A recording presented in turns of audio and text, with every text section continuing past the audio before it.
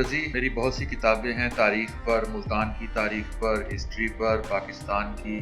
Culture پر، literature پر، اور ایک کارکن صحافی کی حیثیت سے بھی کام کرتا ہوں۔ ملتان میں اور ملتان کے گرد و نواح میں ایسے بہت سے آثار ہیں، ایسی بہت سی چیزیں ہیں، ایسے بہت سے مقامات ہیں جو بہت تاریخی اہمیت کے حامل ہیں، لیکن وہ معدوم ہو رہے ہیں، ٹوٹ پھوٹ کا شکار ہیں اور ان کی کوئی مناسب دیکھ بھال نہیں ہو رہی۔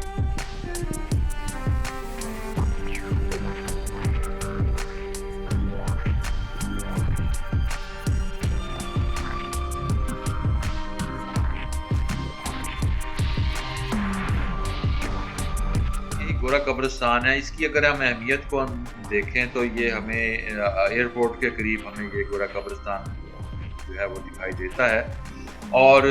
اس کے آثار آپ نے دیکھے، ان آثار سے بھی ظاہر ہوتا ہے کہ یہاں بہت سی شکست و ریخت ہو رہی ہے۔ اس میں جو پرانی قبریں ہیں ان پر جن کے نام لکھے ہوئے ہیں، یہ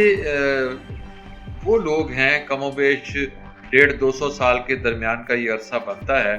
یہ وہ لوگ ہیں جب ملتان پر حملہ ہوا تھا، ملتان پر انگریز نے قبضہ کیا تھا، یہاں پہلی فوجی چھاؤنی بنی تھی، انہی علاقوں میں قاسم بیلے سے لوگوں نے آ کر، انگریز نے آ کر پڑاؤ ڈالے تھے ملتان کو فتح کرنے کے لیے، اور اس کے بعد انہوں نے قلعے پر حملہ کیا تھا۔ وہ اس ساری لڑائی کے دوران جو انگریز مارے گئے، جو گورے مارے گئے، ان کی ملتان میں کچھ یادگاریں بھی موجود ہیں۔ مثلا قلعے کے اوپر جو ایک استادہ مینار ہے، اسے ہم انگریز کی قبر، گورے کی قبر بھی لوگ کہتے ہیں، وہ ان کی یاد میں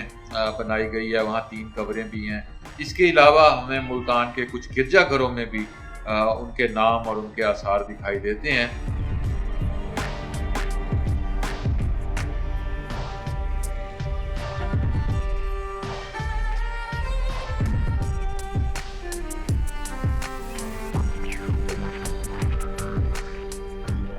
اب جو ہم صورتحال دیکھ رہے ہیں،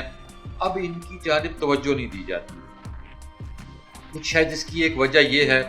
کہ ہم بہت زیادہ انتہا پسندی کا شکار ہو گئے ہیں۔ ہم نے خیر اپنی بہت سی چیزوں کو بھی اس توجہ سے نہیں دیکھا، اس کی دیکھ بھال نہیں کی جس توجہ سے کرنی چاہیے، لیکن اس معاملے میں حکومت کی جانب سے ایک سرد مہری دیکھنے میں آتی ہے، ایک نظر انداز کرنے کا انداز ہے کہ اس نے بہت سارے ملتان کے اور بہت سارے مسلمانوں کے جو تاریخی مقامات ہیں ان کی جانب بھی توجہ نہیں دی۔ تو پھر یہ جو گوروں کی قبریں ہیں جن کے بارے میں ہم لوگوں کا خیال بھی اچھا نہیں ہے، ہم لوگوں کے جذبات بھی اچھے نہیں ہیں، ان پر توجہ شاید اس لیے بھی نہیں دینا چاہتی حکومت کہ وہ یہ نہیں چاہتی کہ عوام کی جانب سے کوئی رد عمل آئے، لیکن جہاں حکومت نے عوام کام کوئی کرنا ہوتا ہے وہاں تو عوام کے رد عمل کی بھی پرواہ نہیں کی جائے۔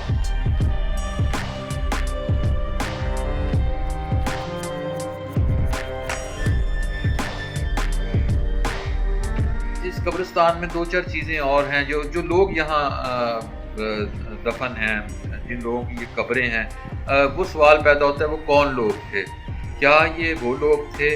جو لڑائی کے دوران مارے گئے؟ کیا یہ وہ لوگ تھے جو اپنی بٹالینز کے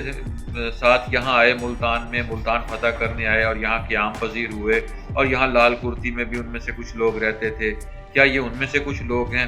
کیا یہ وہ لوگ ہیں جو ملتان میں جب ایئرپورٹ بنا اور انگریز نے اپنے لیے ہی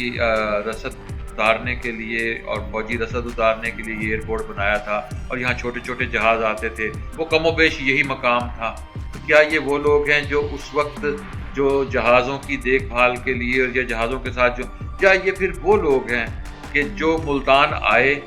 اور پھر وہ واپس نہ جا سکے، کسی بیماری کی وجہ سے فوت ہو گئے، موت کا شکار ہو گئے کسی بیماری سے؟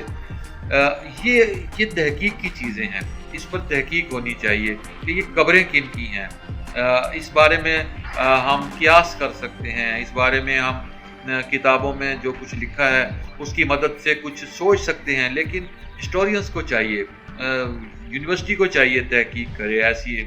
جو ایبنڈنٹ چیزیں ہیں جن کی جانب لوگ توجہ نہیں دے رہے۔ ہمارا سارا فوکس قلعے پر ہے، ہمارا سارا فوکس سورج میانی پر ہے، ہمارا سارا فوکس پاک مائی پر ہے، ہمارا سارا فوکس ملتان کے دروازوں پر ہے، تو اس کو تو سب دیکھتے ہیں، لیکن جو چیزیں نظر انداز ہوئی ہیں ان پر تحقیق ہونی چاہیے، ان پر کام ہونا چاہیے، اور یہاں آ کر یونیورسٹیوں کو، اداروں کو چاہیے کہ وہ ان اسٹوڈنٹس کو بھیجیں کہ وہ دیکھیں اور اس پر کام کریں۔